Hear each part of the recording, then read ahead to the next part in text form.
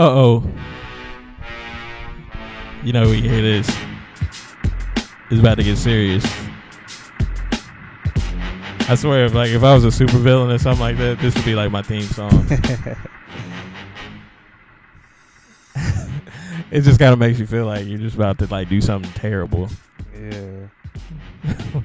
About to get on your just pinky. has an evil scheme. I'm finna act mean. You about to bust a freestyle? Is this Rap City the basement now?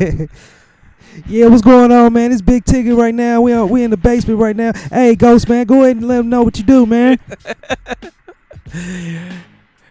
No thanks. I'll give the mic back to you. But anyway, this is the Ghost of Mr. Sanders show. I'm your host, Ghost, and as always, my co-host, Mr. Sanders. Give it up for him. Doing good, man? Man, I'm doing great. You about to get that written freestyle? Yeah. That's all they can do nowadays. Yeah. But anyway, with this show, with this Serious B, we got to handle a serious topic of who was the best dynasty or who had the best dynasty. Now, with this being said, we're going to leave out a couple of teams in there. We're going to leave out the Spurs because the reason why we left out the Spurs was because they never went back to back. With this dynasty talk, you had to win at least 3 championships, or at least had to go back to back once. Cause I think that's pretty fair, because it seems like most of the dynasties always had a back to back. True. But yeah, just like we had to leave the Pistons out of there. Even though, I mean, they went back to back, but they didn't get the 3-peat. Even though they probably should have, because they should have won it in '88. But anyway, who do you think had the best dynasty, Mr. Sanders? I gotta go with the Bulls. The '90s Bulls? Yeah, I gotta go with the Bulls, man. The 6 titles in 8 years, man. Yeah, 6 titles, 8 years. You got 3 Hall of Famers, 4 if you count Phil Jackson. You got the 72 win team, and then also 2 3-peats. Why do you think it's them? I mean, 2 3-peats in 8 years, man, and that's amazing. And they just were, they got 72-10, a record at the time. Still to me a record. Yeah, because they actually capped it off with the championship. Yeah. So I gotta go with them. Yeah, I can understand Super that. dominant, great defensively. Yeah, I lock can teams the understand fuck that. up. Yeah, because the other teams that we had in the debate, we got also the '80s Lakers. You got 5 rings. They got 5 rings, 9 finals appearances, 5 Hall of Famers, 6 if you count Pat Riley, and they went back to back in '87 and '88. Even called it back to back that year. Yeah. Even Pat Riley did it. And we're gonna do it again next year. And looked at the team. Yeah. He was like, "What?" Yeah. Like, yeah, y'all motherfuckers better not make me look stupid. He probably said, well, I wonder what would have happened though. Well, really, they probably shouldn't have went back to back that year. Why? That bullshit call on Kareem or on Bill Laimbeer. Ah, come on. Laimbeer got away with so much shit. Yeah, that's true. Yeah, that's pretty much karma. Yeah. Well, he got stolen on in the face, though. Wasn't that enough karma? What? No, there wasn't enough karma. He should have had that and a lot more happen to him.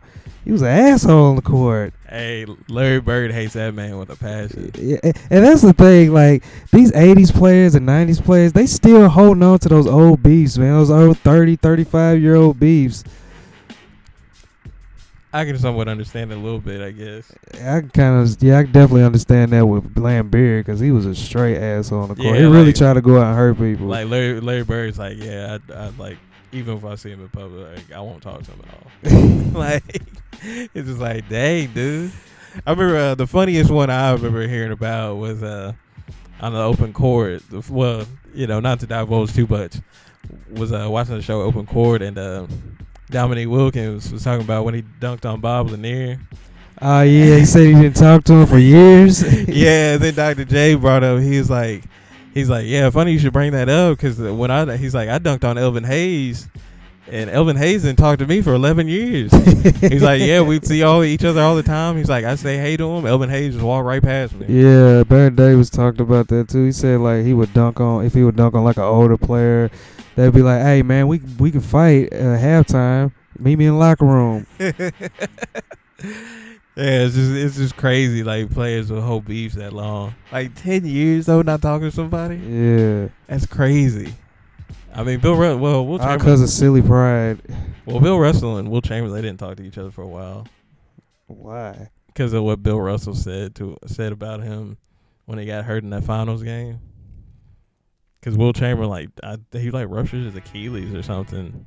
Damn. And Bill Russell basically talked some shit about him. He's like, they'd have to drag me off the court or whatever. And he didn't like him because of that. Yeah, so he just didn't talk. And then another reason, he never apologized to his face from what Will Chamberlain said. But getting back to topic. So another one that could be considered the best dynasty is the 60s Celtics. I mean, you got 11 rings, 6 Hall of Famers, 7 if you count Red Auerbach. They won 8 rings in a row. Damn. Like 8 rings in a row. I know Jerry West. I think he said it got to the point where he didn't even like wearing the color green. He didn't like seeing the color green. Yeah, he took pretty much because he took all the ass whoopers. Yeah, because Jerry West won 7 in the finals. Yeah, because it's funny. Jerry West says he don't even like him. He don't even go to Boston anymore. Can't blame him. Like he said, since he's like retired, he's only been to Boston like 2 times. Like, and he's had like numerous times where he could have gone. He just won't do it. And then you got the 2000 Lakers.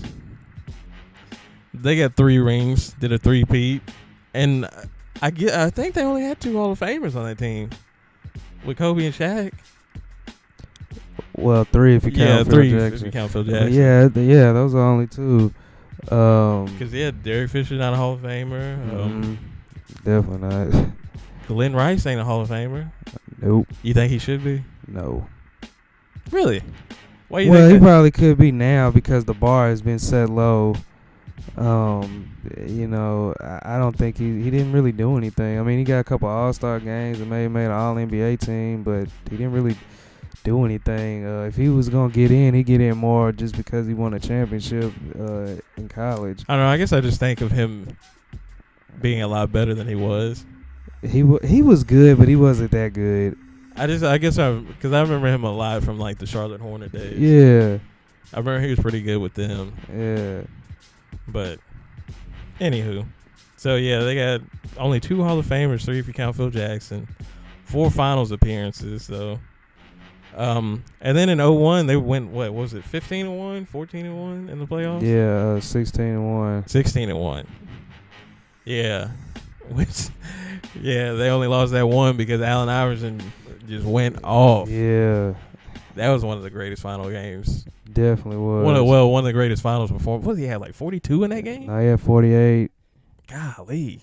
Yeah, 48 in overtime. That was crazy. Yeah. Like, first finals game, you dropped 48 in it.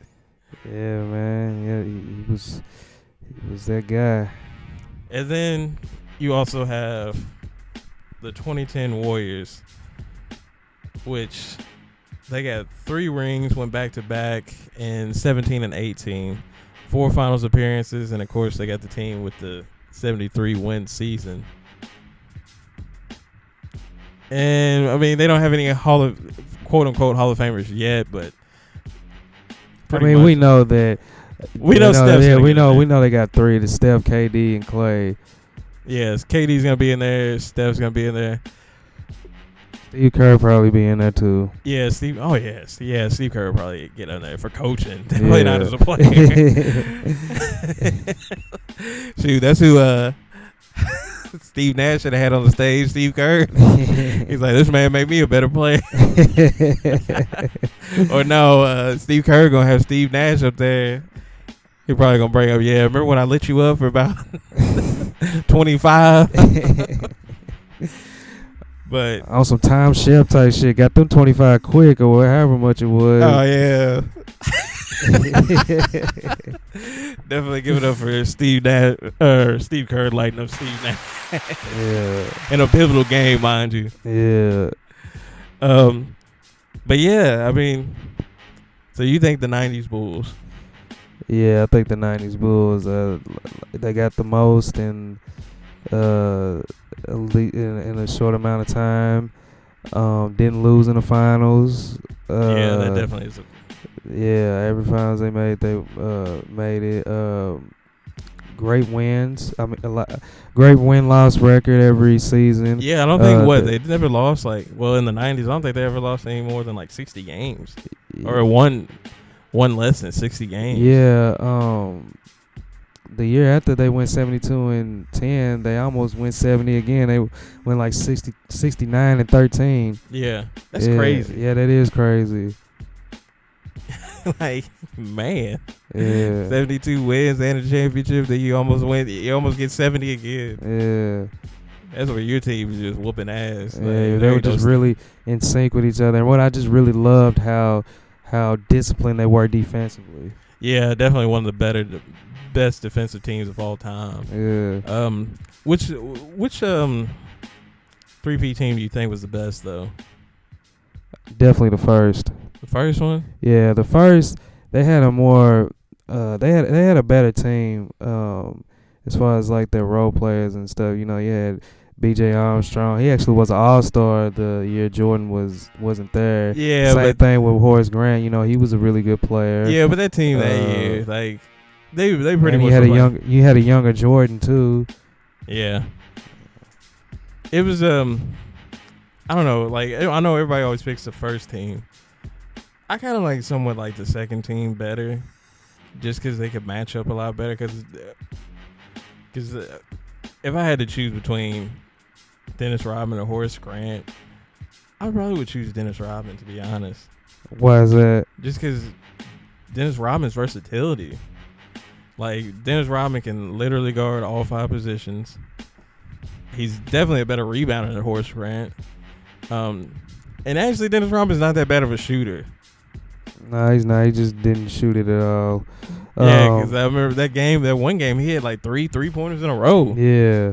But I lean towards the first one because Horace Grant was really good defensively too. Yeah. No, not trying to knock anything like Horace Grant. Not saying he's I know. bad or anything, but I would just, if I had to choose between them, I'd probably pick Dennis Rodman over him. Give him just because of the versatility and. Yeah, plus the second 3P team, they got Tony Kukoc. Yeah, and I just felt like that team had a lot more firepower, the second 3P team. Yeah. The second 3P team had a lot more to prove. Yeah. And even though Jordan wasn't as explosive as he was on the first 3P, I mean, he was still pretty explosive, but I think he was just his basketball IQ was a lot higher. Yeah, and the thing with Jordan is you look at that second 3P, well, really just his whole career, no wasted dribbles. No. But really a lot more in that second 3P because, like you said, his athleticism was starting to fade away. He didn't have to no wasted movements, nothing. Yeah, no 4 pump fakes in a row. no diss to Kobe. Yeah. The late great Kobe, rest in peace. Yeah, rest in peace. But man, them pump fakes would be killing me. Yeah, and they didn't even make the shot. Well, he get fouled literally every time. Yeah, I'm like, what? I'm like, how do y'all not know this is coming? Exactly. But I kind of lean more to the second 3P team because it was just, I don't know. I feel like they had a lot tougher road to go because I mean you pretty much at that time too had the Magic coming up. The Knicks were still pretty strong. I'm trying to think of the other teams. I mean, of course, the West was ridiculous, but I kind of lean more to the second 3P team. But definitely the first 3P team was definitely good. Probably the first 3P team definitely probably played better competition in the finals. Yeah. I will say that because I mean that Lakers team was no joke.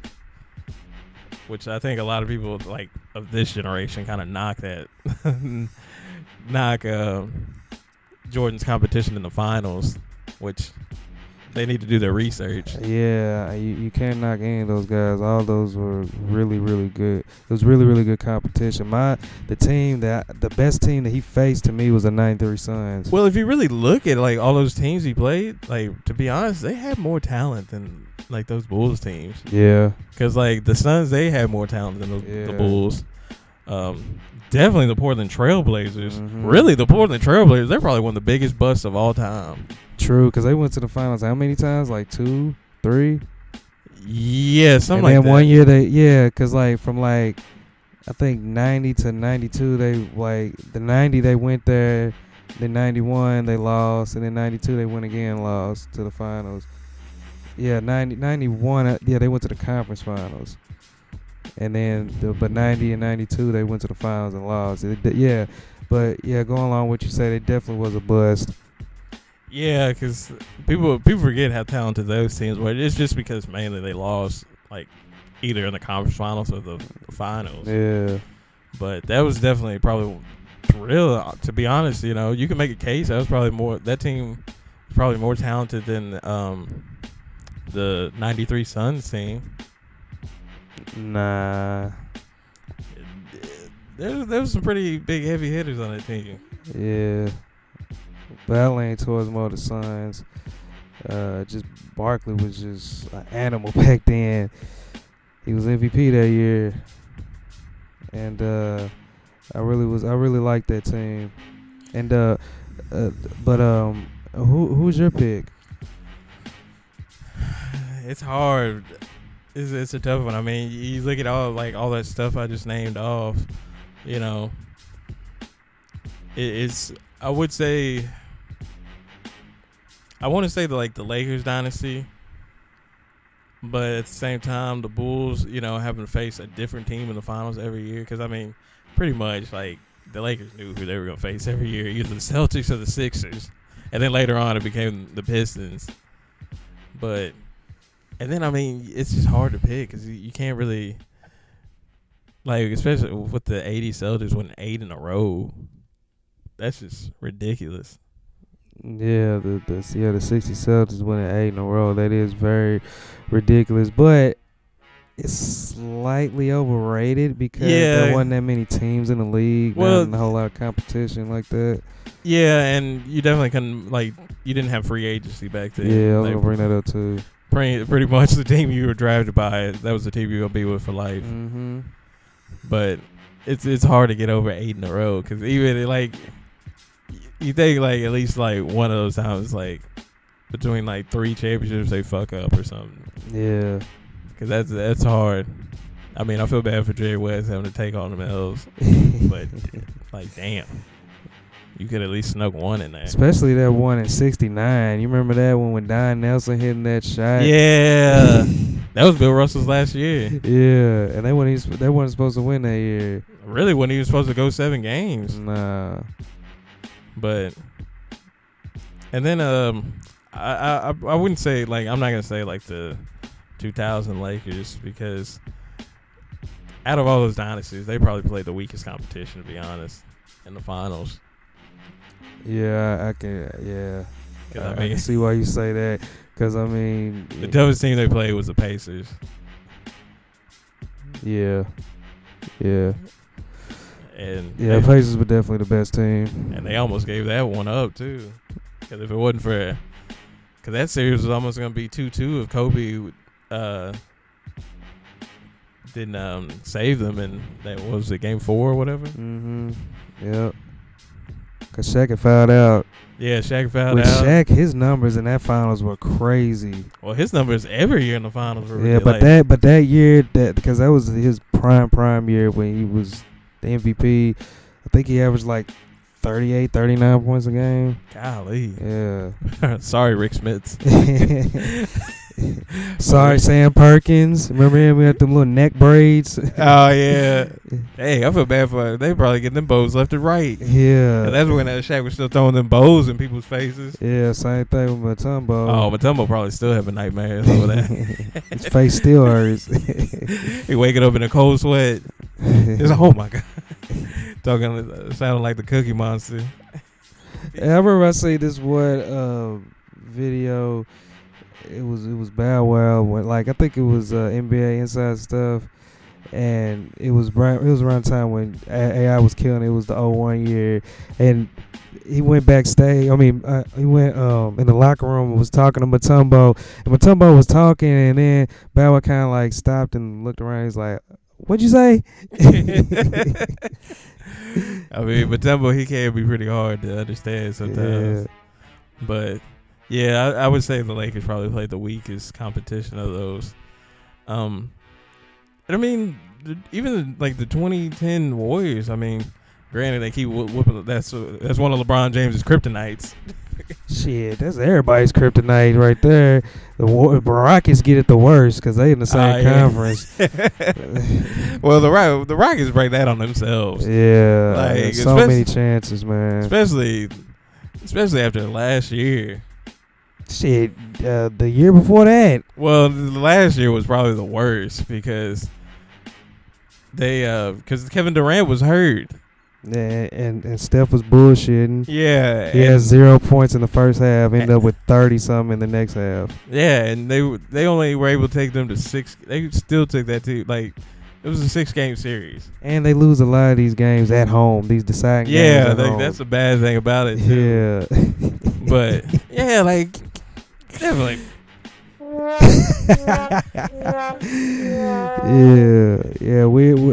I'm all for the Rocket slander, man. I feel like it's an overrated franchise. Yeah, they got the weirdest ceiling of any team because like if they went out in the first round, I would not be shocked. But if they won a championship, I kind of wouldn't be shocked either. I definitely would be shocked. I mean, yeah, it's no way. It seems unfathomable, but if you like really like look at that team, like they kind of have I would say they had that until they traded Capella away. Yeah.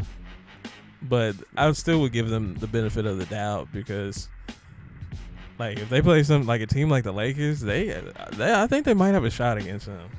Because if they get up and down. But that's the thing, though. In the playoffs, the game slows down. Yeah, and AD's going to kill them inside. Yeah. But if they can get LeBron tired, though. It don't matter. They got AD on the team. AD is going to kill them down. Even McGee's going to get rebounds, Oh, yeah, JaVale Yeah, McGee. And you can't forget about Dwight. Come on, man. Come on, man. It wouldn't surprise me. But, yeah, the Warriors definitely have a good reason to put them up there. I mean, they definitely a team that changed how the NBA's played. Yeah. I mean, everybody started copying their style. Yeah, you never seen so many people pull up from half court until Steph hit that shot against OKC. Man, that was just to an extent they've kind of ruined basketball if you think about it. Why you say that? Because everybody wants to play like them. Yeah. Nobody really has that skill set to do that too. Yeah, like not everybody can pull up from half court and shoot a 3. I mean, Damian Lillard thinks he can. I mean, he hits it pretty consistently. Yeah, he does. But his team don't do nothing half the time. And what kills me is when people always bring up, well, the Warriors, they're a jump shooting team. They won a championship because, the saying was jump shooting teams don't win championships. Yeah. But it's like they're the only team in how long the NBA's been in the league to win a championship. Them and the Raptors. They're the only 2 jump shooting teams to win a championship, and the league's been around how many years? Well, could you put the 04 Pistons in there? Nah, because they threw the ball inside. Yeah, I guess you're right. Yeah. Yeah, I guess you can't really think of any. Yeah. Because pretty much, like, maybe like that Rick Barry Warriors team. Because I don't remember them having really a dominant big man. They were pretty much a jump shooting team. I don't remember. Yeah. It's too far back for me. I got to Google that real quick. Yeah, the Warriors, the 2010 Warriors. I mean, you definitely have to give them the respect because they definitely have changed the NBA somewhat for the better and then somewhat for the worse. But I mean, just that lineup, like those wings, man. Steph, Clay, and Kevin Durant on the wings, like that's just crazy to think about. Yeah. And then when they have the Hampton 5 lineup that they called it. Hampton 5. What? I didn't ever heard of that. What's that? I think that's what they called it. I can't remember. It was when they have Steph, Clay, Kevin Durant, Draymond Green, and Andre Iguodala. I thought that was a death lineup. I think they called it the Hampton 5. I think that was a nickname for it. Oh, okay. But you know what's funny? They were supposed to have a camera crew follow them around last year. Well, not. I mean, last year. Yeah. I wonder why they didn't. They just didn't want them in their business like that, which would have been great because we would have saw behind the scenes of Draymond and Kevin Durant. Well, they've been having problems apparently, like for a while, like that whole team. Because I think David West like kind of alluded to it. What did he say? He was just like, yeah, like if y'all knew what went on in the locker room, y'all would not think we were gonna win it. Yeah, because KD just couldn't get over the fact that people are always gonna look at it as Steph's team. Well, it was he didn't really say like all the like what the involvement was, but he kind of alluded to it and like kind of said like, yeah, like you wouldn't imagine like what our team is like in the locker room, which is I guess kind of saying something. I mean, it had to be you pretty much with Draymond Green had to be one of the suspects. Yeah. Clay ain't really saying nothing. Yeah, he ain't saying a damn thing. Clay, all he worried about going home and smoking a clip and. And you know what was funny? Clay, when they was like arguing with each other, he kind of sat. He sat in the middle of them when they were arguing. Well, that was a smart move by him. Trying to keep them from fighting. Yeah, because Draymond, because pretty much that whole situation happened because he saw, I think it was Kevin Durant talking to, what was his name, Steve Ballmer, the owner of the Clippers. He saw them kind of like joking around, and then I guess Draymond kind of got in his feelings and just let it all out on the court, which, I mean, yeah, he should have passed the ball to KD. Yeah, it's like, what are you even arguing about, dog? Pass the fucking ball. Yeah, but that was definitely a great dynasty. I wish they would have got the 3-peat to, top it off. Do you think if they would have got the 3-peat, you think Kevin Durant still would have left? Yeah, he would have left because he did what he wanted to do. He got his rings. That was the only thing he was missing. Now because he wants to try to do it on his own because everybody puts an asterisk over his rings. So he wants. So I don't. I don't either, but a lot of people do, and it gets to him because he got those fake Twitter pages and shit where he can let off some steam, and yeah, he would have left. He still would have left even if they won 3-peat because he did his job. He got his rings. Now he wants to go get one on his own. I don't know if you can leave after a 3-peat because it's like, damn, like you could possibly be one of the first teams to get a 4-peat. Like it'd be pretty much you and the Celtics only with a 4-peat. Yeah, because I mean, honestly, you let something like that go until the wheels fall off. Yeah, those guys are all still in their prime, all still fairly young in their early 30s, still got years left. Yeah, just let that keep going. But egos and all that stuff always gets in the way. Yeah, it'd been interesting to see what would have happened. But you definitely can't knock them out of like the running because I mean they definitely are a very good team. Mm-hmm. Which I mean they were already a great team. Would you consider them a great team before Kevin Durant got there? Yeah. You would? Yeah. Yeah, because, I mean, that team unison. Yeah, they have really great chemistry with each other because the way they play basketball is really beautiful, honestly, because they get everybody involved. Yeah, that first team, man, that was some great basketball to see. Yeah. Like, that was incredible. Mm-hmm. That was an incredible year. A team that was snuck out of nowhere, too. Yeah. Like, a team that went out, in the first round the year before in 2014. And against the Clippers. Yeah, against the Clippers. Against that which Steph ended up becoming Chris Paul's kryptonite. Yeah. Yeah, I mean, you want to talk about two people probably ending up at each other's throats. That's probably gonna be. I can see that happening with Durant and Kyrie. That's not gonna work. And now they're talking about adding Bradley Beal to that. That's definitely not gonna work. Yeah, that's gonna be a tough one. Yeah, but it's gonna be. That I can see Kevin Durant and Kyrie ending up at each other's throats. it's coming. Yeah, we'll see next year, I guess. Yeah, but yeah, definitely with that. I mean, the Warriors. You can't knock their team because it was really a great team. Like just a great team, great basketball to watch too. Even though they kept whooping LeBron's ass. yeah. And somehow ESPN would always try to find excuses for him. Yeah, that's true. ESPN always trying to find excuses for LeBron. Yeah, like I said before, man, they always gonna move the goalposts for LeBron. Basically, remember even LeBron, like that 1 year. What was that? I think it was 2018. LeBron was like, there was him on the bus. Like, we're just not that talented. Yeah, when he basically was throwing shots at Kyrie when he was just like, I don't know, man, we just need a ball handler. And it's, it's like you got Kyrie right here, bro. How about you utilize him instead of you trying to take over? How about you actually let him be a point guard? Yeah. But, yeah, I always thought that was pretty messed up.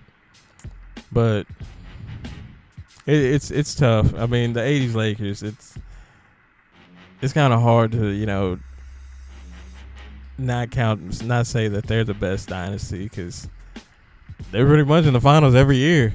Yeah. Like they only missed the finals, twice? From like 80 from 80 to 89. Yeah. That's crazy to think about. And the reason why they missed the finals that 1 year, and I think it was 86. Yeah, which that could have been the greatest finals ever if it had been the Celtics and the Lakers. Yeah, because the Celtics, everybody feels like they would have got them that year. 86 was a really good team. Yeah, that's arguably the greatest team of all time. Yeah, the one injury-free year of Bill Walton. Yeah, yeah.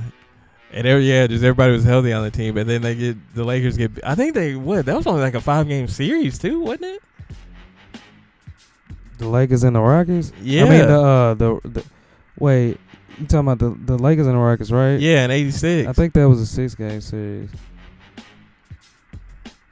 or something. Like it wasn't that long of a series. You have to look that one up because I feel like that series only went like 5 games. Because they were just like so shocked. Because I mean, Ralph Sampson hit just one of the most ridiculous game winners ever. Yeah, like wouldn't even look. I don't even think he looked at the rim when he shot that one.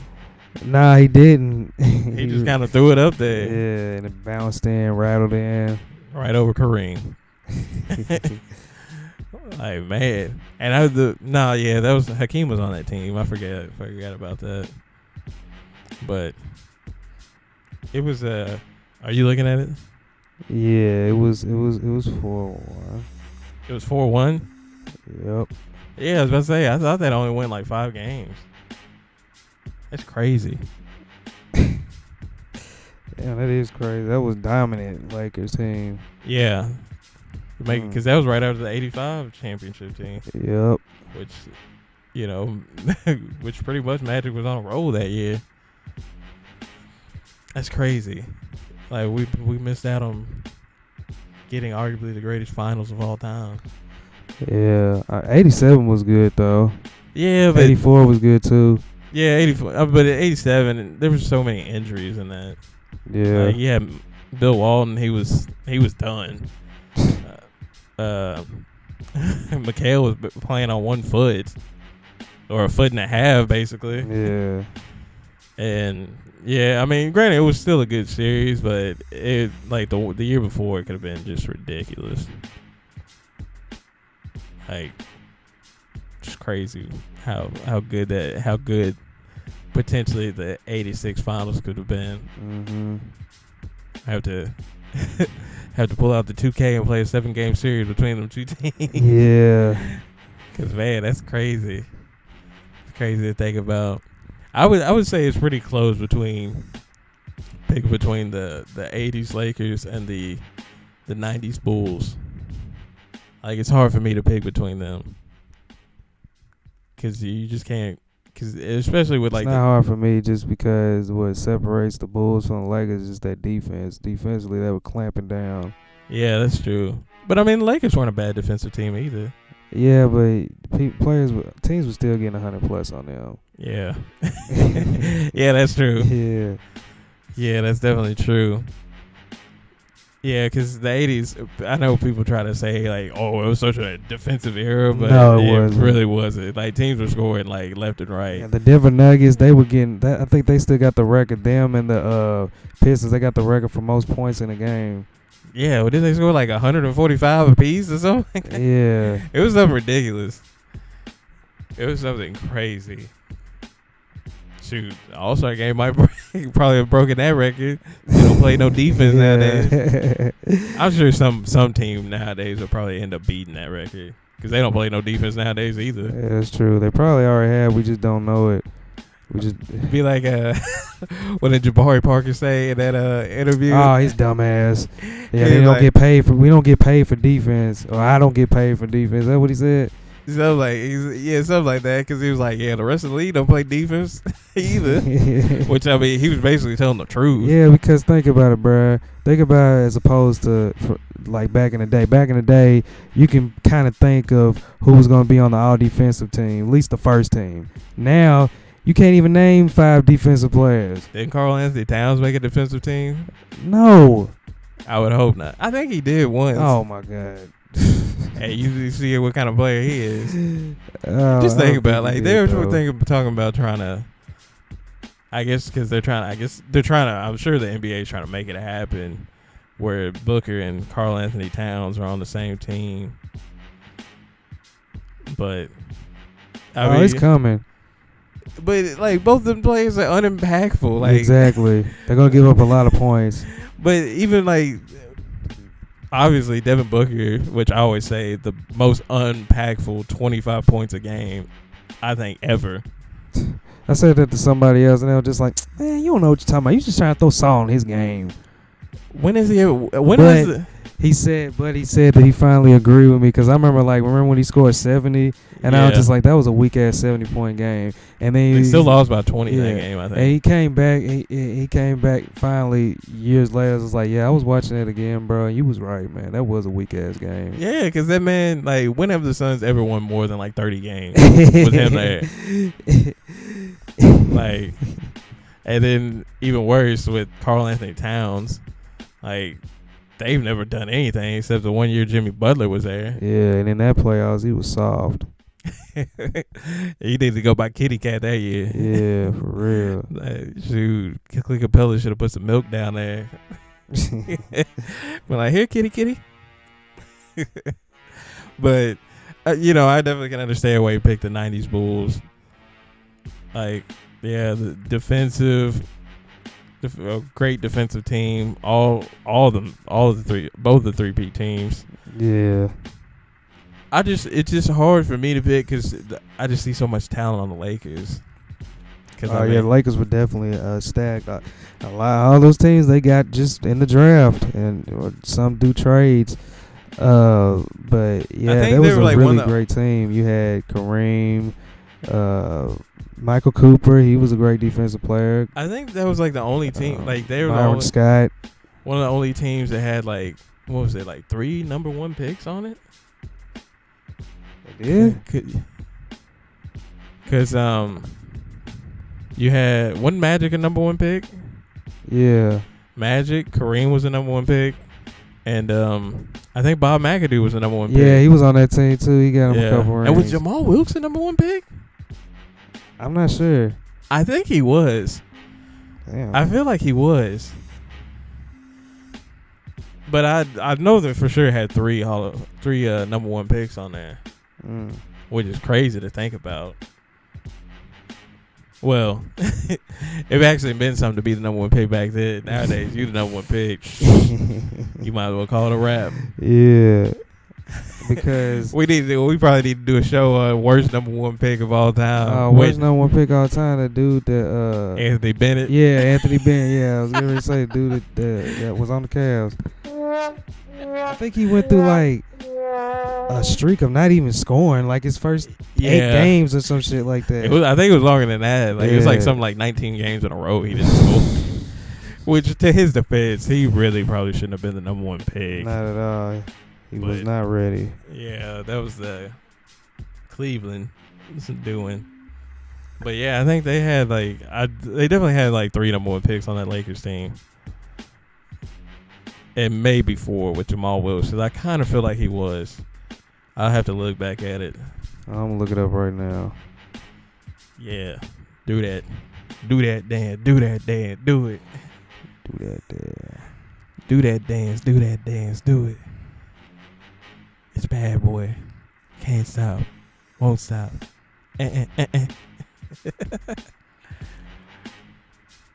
Was he a number one pick?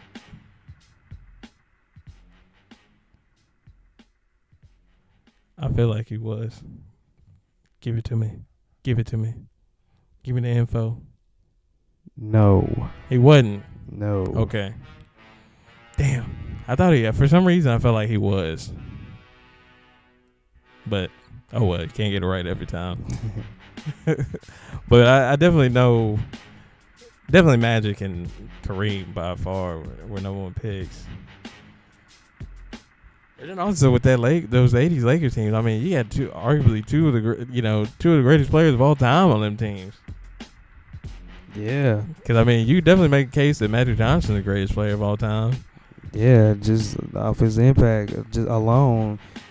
First practice, he come in, changing the whole style of the Lakers, because back then players wasn't really going hard in practice like that, and he kind of changed it up. He was going hard at players and fighting players and stuff like that as a rookie.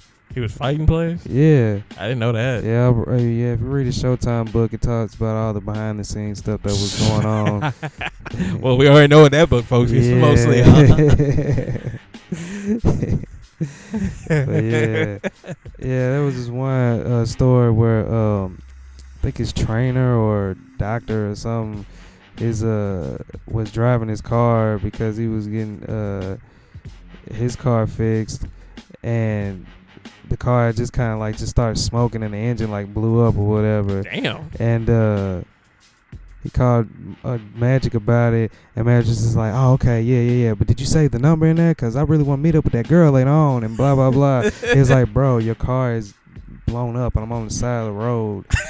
He was like, yeah, I know that. But you say that number. He hit him up on a payphone or something. Magic. Shout out to Magic, the other GOAT off the court. Yeah. You never hear about Michael Jordan with chicks off the court. Yeah, because he was smart. Well, what about the Robin Givens say?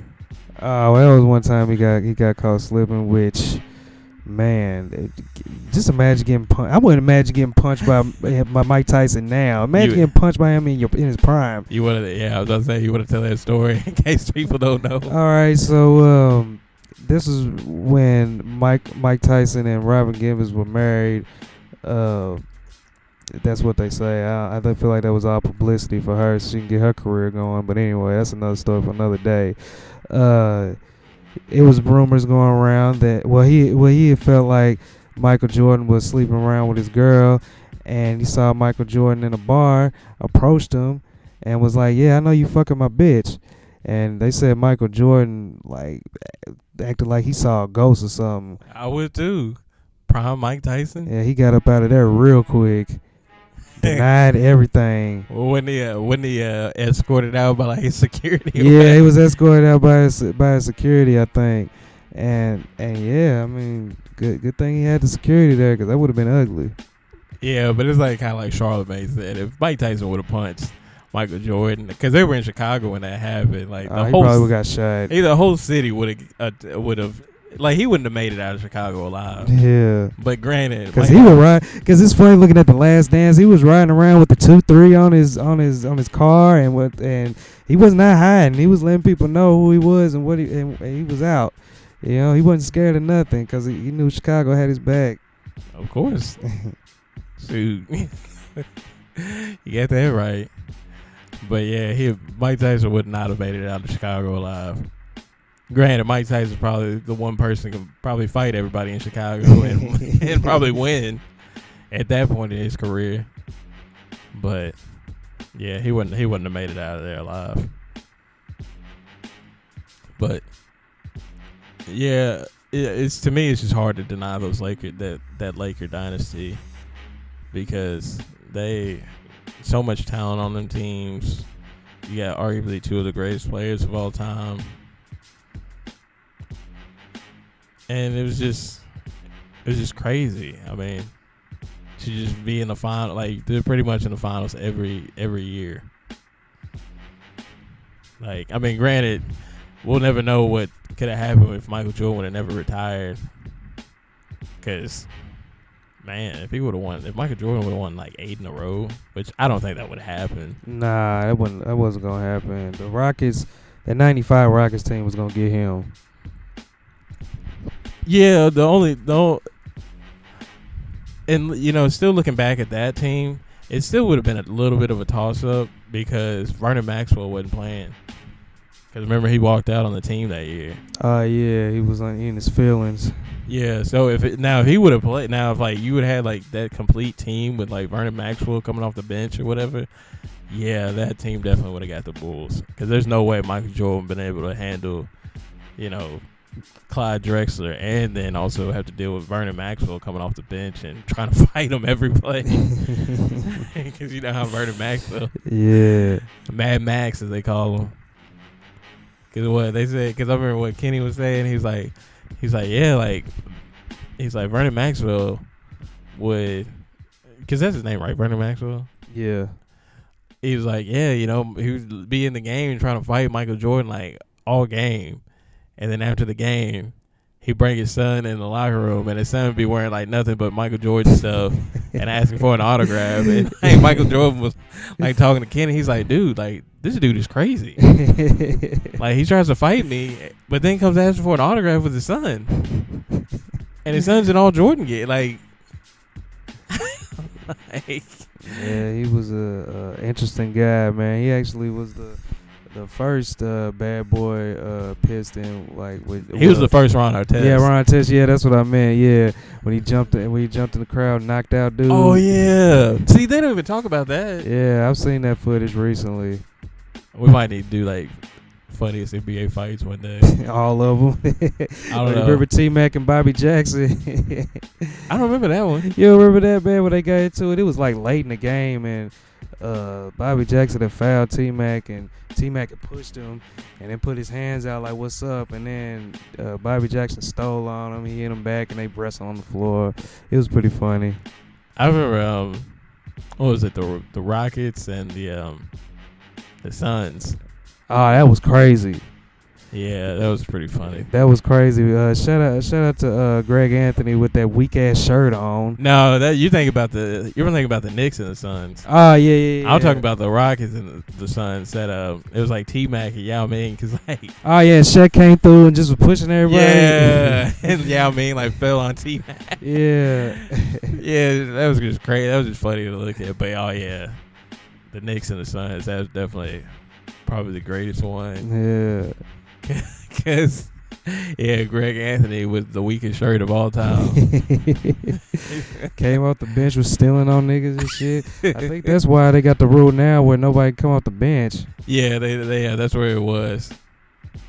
But, yeah, I think I'll have to go with the Lakers dynasty being the best one. Yeah, they were pretty dominant. Very dominant. Yeah.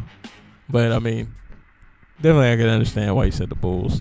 Yeah. Like, I mean, you can't knock 6-0 in the finals. Yeah.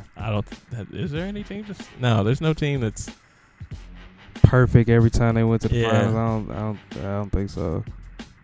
Maybe those 60 Celtics teams, because I mean when they get beat, when like they didn't get to the finals, it's because they got beat in like the conference finals. So maybe you can count them, but at the same time, I mean there wasn't any parity in the league.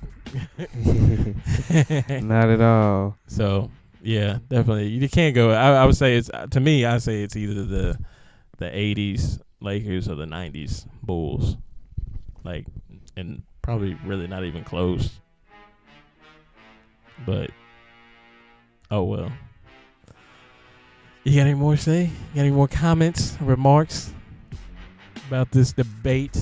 Nah. Well, if that's it, then that concludes our show. This is another Ghost and Mr. Sanders episode. We're out of here.